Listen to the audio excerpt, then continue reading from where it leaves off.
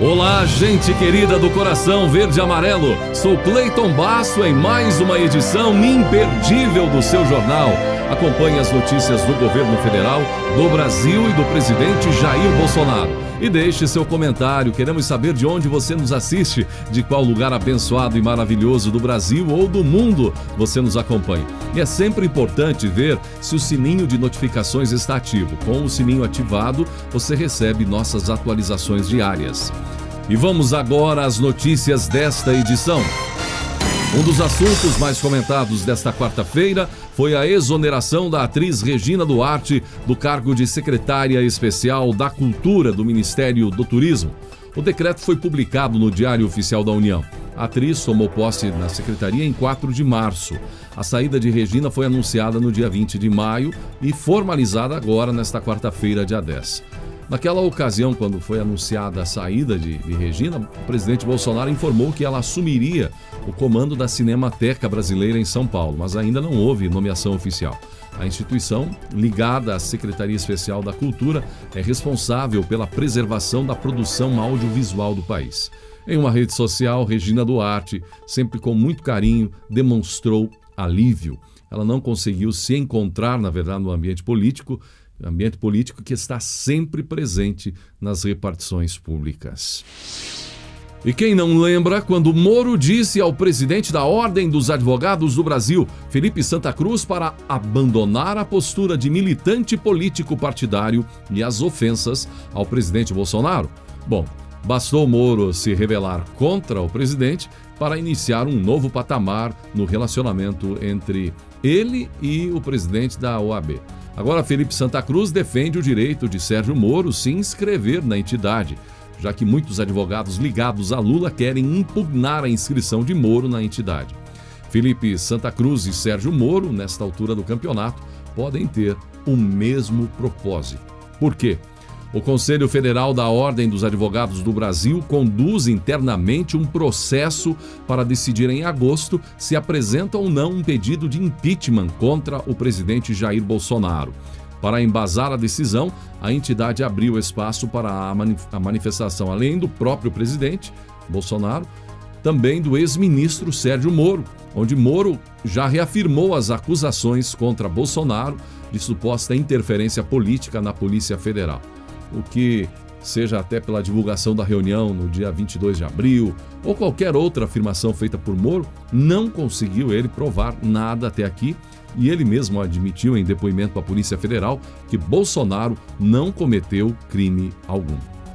E tem tucanos de olhos arregalados, com a possibilidade de Aécio Neves ser depenado, já que Andréa Neves, irmã do deputado federal Aécio Neves, foi indiciada nesta quarta-feira, dia 10, por crimes como corrupção passiva, organização criminosa e obstrução de justiça. A ação acontece após a Polícia Federal concluir o inquérito da Operação Escobar.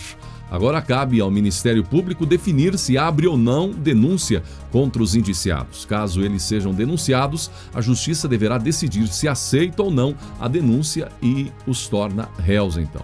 Apenas depois destes trâmites que eles poderão ser julgados. Segundo o inquérito da PF, Andréa recebia documentos de forma ilegal da Polícia Federal e, de posse dessas informações sigilosas, ela e outros se beneficiavam, impedindo ou embaraçando investigações relacionadas a organizações criminosas em que estavam envolvidos ou nas quais tinham interesse direto, de acordo, inclusive, com o inquérito da própria Polícia Federal.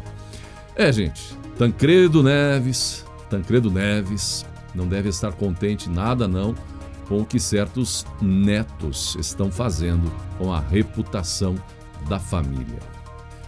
E os últimos dias estão movimentados para alguns governadores. Nesta quarta, a Polícia Federal chegou em Helder Barbalho, governador do Pará. A Polícia Federal e o Ministério Público Federal cumpriram mandados contra o governador Helder Barbalho e outras 14 pessoas numa operação que apura supostos desvios de recursos e fraudes em processos de licitação para a compra de ventiladores pulmonares destinados ao combate à Covid-19 no estado. O custo total do negócio foi de 50,5 milhões de reais. E metade disso foi pago antes dos produtos chegarem. Os crimes investigados são de fraude à licitação, falsidade documental e ideológica, corrupção ativa e passiva, prevaricação e lavagem de dinheiro. O relator do caso no STJ, o ministro Francisco Falcão, autorizou ainda o bloqueio de 25 milhões de reais do governador e de outros 7 envolvidos. E não foi só no Pará. Em Rondônia, a Polícia Federal chegou junto com mais uma ação para investigar supostas irregularidades na aquisição de insumos e produtos hospitalares para o enfrentamento da pandemia. A Polícia Federal, com apoio da Controladoria Geral da União e o Ministério Público Federal, deflagrou nesta quarta a Operação Duct e o alvo foi o governo do estado de Rondônia. As suspeitas são de eventuais fraudes em dispensas de licitação, tais como apresentação de atestado de capacidade técnica falso por empresas e a possível atuação em conluio entre empresas e agentes públicos. Em outro estado, o Acre, a Polícia Federal visitou alguns municípios, visando também combater fraudes na aquisição de máscaras e álcool em gel. Até nisso, gente, máscaras e álcool em gel para enfrentamento do novo coronavírus. Realmente não dá para acreditar quanta safadeza há neste mundo. Não são apenas no retrospecto aí de políticos famosos, conhecidos do Brasil ao longo dos últimos anos, mas a corrupção que chega nos municípios, chega nos estados, em todos os níveis de governo. É um absurdo, principalmente neste momento. Desvios de recursos que iriam atender à saúde em um momento tão delicado. E depois dessas ações da Polícia Federal, quem ficou nervoso foi o governador de São Paulo, João Dória, depois que a deputada Carla Zambelli comentou e satirizou através de postagem no Twitter. Mãe Zambelli acerta mais uma vez. Prevejo ações da PF em outros estados, como São Paulo, por exemplo, postou Zambelli. João Dória não gostou e chamou Zambelli de mãe de Ná e disse que o seu governo não deve e não teme. E pela credibilidade em xeque por certas decisões da Suprema Corte, a Justiça, acertando ou errando, seja qual for a decisão, deixa o brasileiro sempre com a pulga atrás da orelha. E não importam as instâncias. Agora o TRF1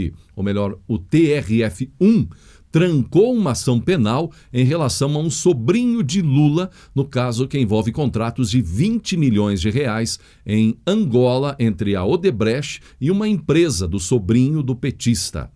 Segundo o Ministério Público, Lula seria o beneficiário do dinheiro e teria indicado a empresa do sobrinho para atuar em Angola.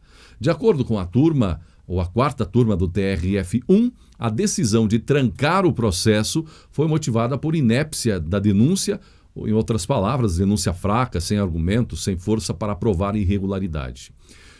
Agora, resta saber se dá ou não para acreditar nesta decisão da Justiça. E o reflexo da pandemia de coronavírus tem sido devastador até para a Rede Globo, que em algumas áreas ganha, mas em outras perde. A Rede Globo na área do esporte, onde sofreu uma perda significativa na quantidade de assinantes de pacotes de pay-per-view. 400 mil assinantes cancelaram o serviço. Um prejuízo mensal em torno de 32 milhões de reais. Até o momento, a Globo perdeu 400 mil assinantes, algo que significa um prejuízo mensal de aproximadamente 32 milhões de reais. A perda representa uma quebra financeira também para os clubes brasileiros, já que é a Globo que faz repasses milionários através dos recursos oriundos desse serviço, e com a queda, o repasse passa a ser menor aos clubes com contrato com a Globo. E por falar em Globo, na sede da Globo, no Jardim Botânico, na zona sul do Rio, um susto nesta quarta-feira, quando um homem entrou e pediu para ver a jornalista Renata Vasconcelos e, não sendo atendido, imobilizou uma repórter, a Marina Araújo. Testemunhas afirmaram que ele pulou a catraca de acesso com uma arma branca e foi à sede da emissora e lá gritou Globo lixo. Mas no final, felizmente, tudo terminou bem, apesar do susto. E se você é um dos que lutam para que, além de eletrônico, o seu voto também seja impresso, saiba que o presidente do Tribunal Superior Eleitoral, Luiz Roberto Barroso, é contra. Ele garantiu que as urnas eletrônicas nunca foram fraudadas no Brasil.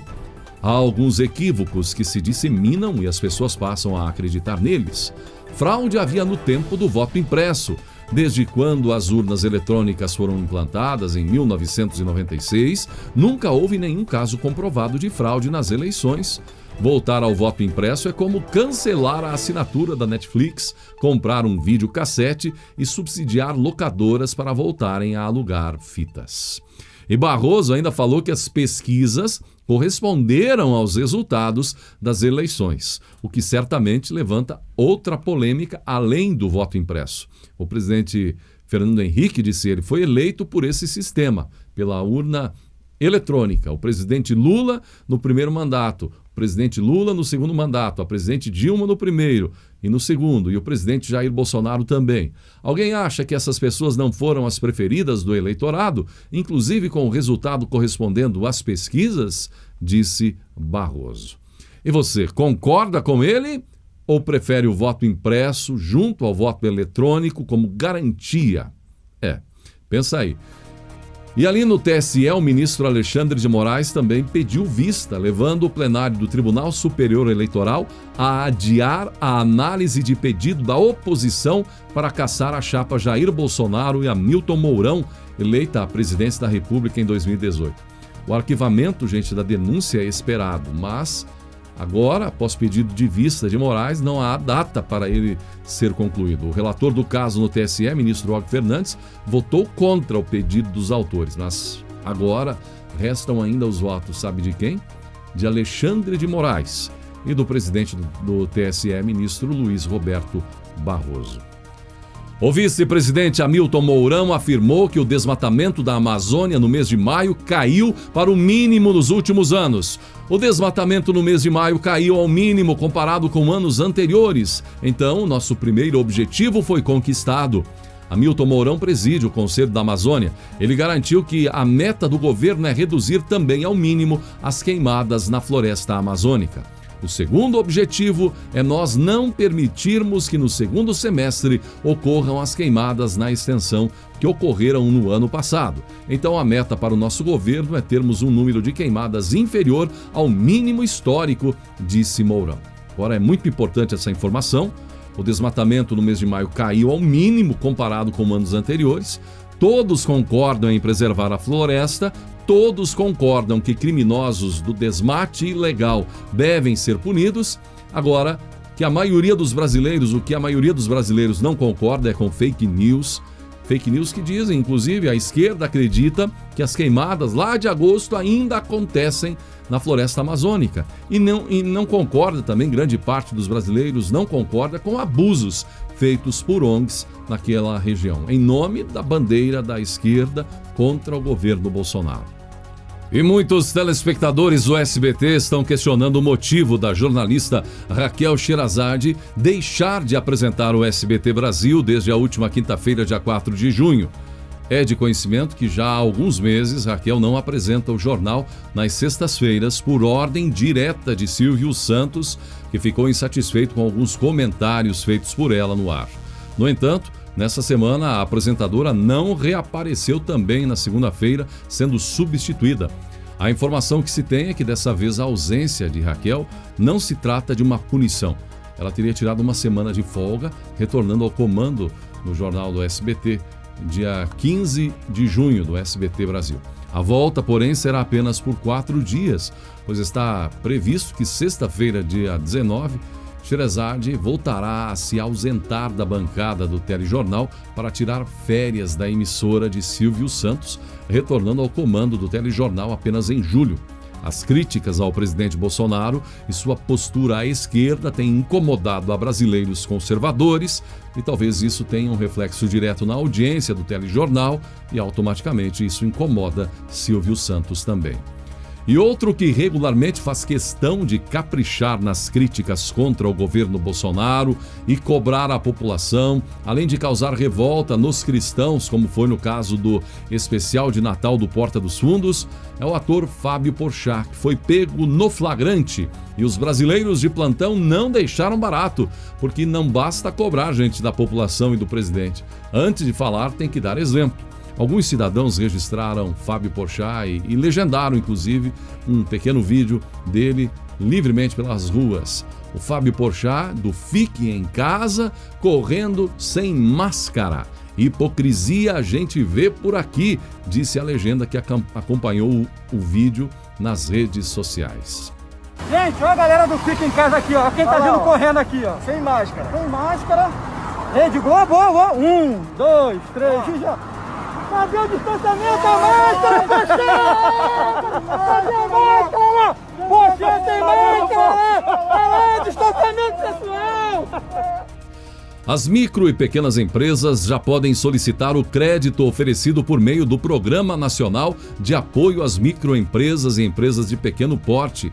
Boa notícia aí, 15,9 bilhões de reais do Tesouro Nacional. O valor foi liberado para avalizar empréstimos tomados pelos pequenos negócios. Os recursos poderão ser pedidos em bancos públicos, privados, cooperativas e cooperativas de crédito que quiserem participar do programa. Para pedir o empréstimo, o empresário deve entrar no portal do empreendedor. O empréstimo é destinado a mais de 4,5 milhões de micro e pequenas empresas ameaçadas pelo impacto econômico da pandemia da Covid-19. Também poderão ser beneficiados os microempreendedores individuais. A taxa de juros anual máxima será igual à Selic, acrescida de 1,25% sobre o valor concedido, com prazo de 36 meses para o pagamento e carência de 8 meses. O programa busca ajudar o fluxo de caixa dos pequenos negócios. Nos comentários, inclusive, da edição anterior, vimos aí muita gente do Brasil testemunhando as dificuldades, os desafios e certamente isso vai ajudar, favorecendo a manutenção de empregos. E se você vive tenso, ansioso, desanimado com essa etapa da vida tão desafiadora a todos nós, preste atenção. O medo era meu companheiro constante. Eu vivia com medo de perder o que tinha ou de não conseguir o que queria ter. E se meus cabelos caírem? E se eu não conseguir comprar a casa que eu quero? E se eu engordar e deixar de ser atraente aos olhos alheios? E se eu tiver uma deficiência física e não puder jogar bola com o meu filho? E se eu ficar velho, frágil e não tiver nada a oferecer aos que me rodeiam? Mas a vida ensina a quem quer aprender. E hoje eu sei, se meus cabelos caírem, vou ser o careca mais simpático e agradecer pelas ideias que a minha cabeça produzir, apesar da falta de cabelo. Não é a casa que faz alguém feliz. Um coração infeliz não se sente melhor em nenhuma casa. Mas um coração com gratidão e em paz torna qualquer casa, inclusive um casebre, feliz. Se eu dedicar mais tempo a me desenvolver emocional, mental e espiritualmente, em vez de só me preocupar com o físico, vou me sentir cada vez mais atraente. Se uma deficiência física me impedir de ensinar meu filho a jogar bola, vai me sobrar tempo para ensinar-lhe a resolver os problemas da vida, o que é um aprendizado muito mais útil. E se a idade for me roubando as forças, roubando a agilidade mental, a resistência física, posso oferecer aos que conviverem comigo a força das minhas convicções, a profundidade do meu amor e a solidez espiritual de uma alma cuidadosamente esculpida pelas arestas de uma longa vida. Se o destino me trouxer perdas e desilusões, vou enfrentar os desafios com dignidade e determinação, porque são muitas as dádivas de Deus e posso substituir cada dádiva perdida por outras 10 que eu nunca perceberia se a vida sempre fosse um mar de rosas. Quando eu não puder mais dançar, vou cantar com alegria. Quando não tiver mais forças para cantar, vou ouvir as músicas de que mais gosto. Quando minha respiração for apenas um sopro, vou pensar nos meus entes queridos e meu coração vai se aquecer de amor. E quando a luz mais brilhante se aproximar, vou orar em silêncio e entrar nela. E então terá chegado a hora de ir ao encontro de Deus. E vou ter medo de quê? Na vida não existe nada a temer, mas a entender. Pense nisso. Obrigado pela sua preciosa atenção. Sempre acompanhamos seu carinho nos comentários, a exemplo de muita gente que, além de assistir, também não se cansa da leitura dos comentários. Comentários que vêm de norte a sul do Brasil, de Hiroshima no Japão, Nova York, enfim, do Brasil e do mundo. Gratidão e que Deus abençoe a você e a sua família.